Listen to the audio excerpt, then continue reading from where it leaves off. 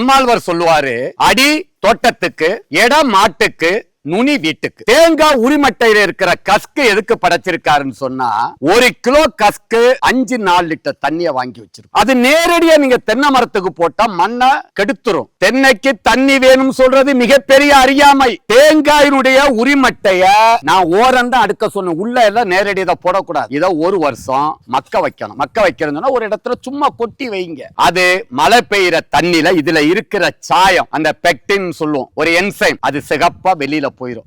இந்த ஃபைபர் அப்படியே மக்கிரும், அப்படியே கருப்பாயிரும். கருப்பானதும் இதே மாதிரிப்பட்ட நார்ல 112% கார்பன், 1% நைட்ரஜன் இருக்கும். இத நேரடியா மண்ணுல போட்டா மண்ணு வளம் கெட்டு போயிரும். இத மக்க வச்சு போட்டா மழை பெய்யற தண்ணி, நீங்க பாய்க்கிற தண்ணி எல்லாம் இது வாங்கி வச்சிரும். இருகலா இருக்கிற மண்ணை லூஸ் பண்ணி விட்டுரும். அனைத்து உயிரினமும் இங்க வாழ்ந்துகிட்டே இருக்கும், உழுதுகிட்டே இருக்கும்.